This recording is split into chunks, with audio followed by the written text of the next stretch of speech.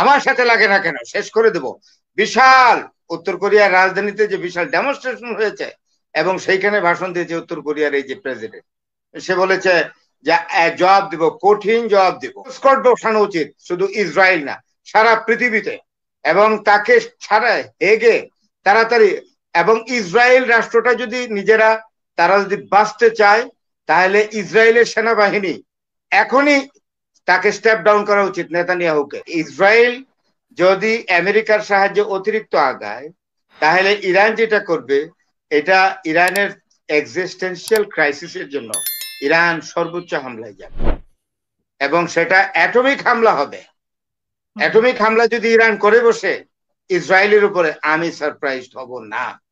Iran কিন্তু এতটুকু বিচলিত না, বরং ডোনাল্ড ট্রাম্প যখন বক্তৃতা করে, তখন আমি এবং আমাদের পাঠান ভাই, আমরা দুইজন আপনার ফেস দ্য পিপলে আমরা আমাদের মন্তব্য দিচ্ছি ওপেন, সকালবেলা উঠেই একেবারে মুখে পানি দিয়েই আমরা, উনি আমেরিকা থেকে আমি বাংলাদেশ থেকে অ্যাড হয়ে গেছি, বুঝতেই তো পারছেন।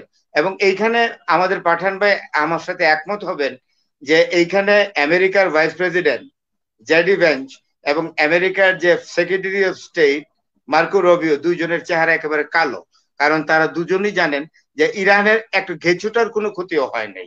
কচু তো তার দূরের কথা, ঘেঁচুর ক্ষতিও হয় নাই।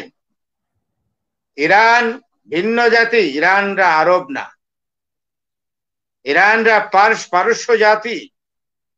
ইরান জানে কিভাবে প্রতিহত করতে হয়।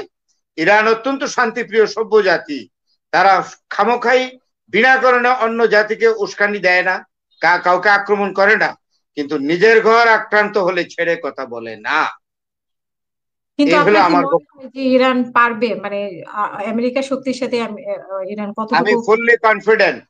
দেখেন কিছু স্ট্র্যাটেজি আছে, চায়না কিন্তু নিজে কথা বলে না। চায়না কিন্তু ওই যে আসল পাগলকে আস্তে করে বলে দিয়েছে কমেন্ট করো, তাহলে উত্তর কোরিয়া এরকম কথা বলে কেন? উত্তর কোরিয়ার প্রেসিডেন্ট বলে কেন যে যুদ্ধ করব? আমার সাথে লাগে না কেন, শেষ করে দেব। বিশাল উত্তর কোরিয়ার রাজধানীতে যে বিশাল ডেমনস্ট্রেশন হয়েছে এবং সেইখানে ভাষণ দিয়েছে উত্তর কোরিয়ার এই যে প্রেসিডেন্ট, সে বলেছে যে জবাব দিব, কঠিন জবাব দিব। মানে চায়না তো বলতে পারে না, চায়না আস্তে করে চায়না বলে তাকে বলে দিয়েছে উত্তর কোরিয়ার প্রেসিডেন্টকে যে তুমি কমেন্টটা করো, তাই কমেন্ট করেছে। এটা আমরা বুঝি, না বুঝার কারণ নাই। এইখানে ইরানের হাতে পারমাণবিক অস্ত্র আছে, পাকিস্তানের হাতে আছে, নর্থ কোরিয়ার হাতে আছে, চায়নার হাতে আছে। চারটা পারমাণবিক শক্তি সম্পন্ন রাষ্ট্র কিন্তু এখানে খাড়া, এবং যে রাষ্ট্রটাকে আঘাত করা হয়েছে বিনা কারণে, সেই রাষ্ট্রটা যেটা ইরান, তার আনডিক্লেয়ার্ড নিউক্লিয়ার পাওয়ার, অ্যাটমিক বোমা আছে। আপনি বুঝতে পারেন না, ইরানকে আগে আক্রমণ করেছে, আগে আক্রমণকারীকে ইসরায়েল। তাহলে ইসরায়েল এইটা বিনা উস্কানিতে ইনভাইট করে নিয়ে আসছে।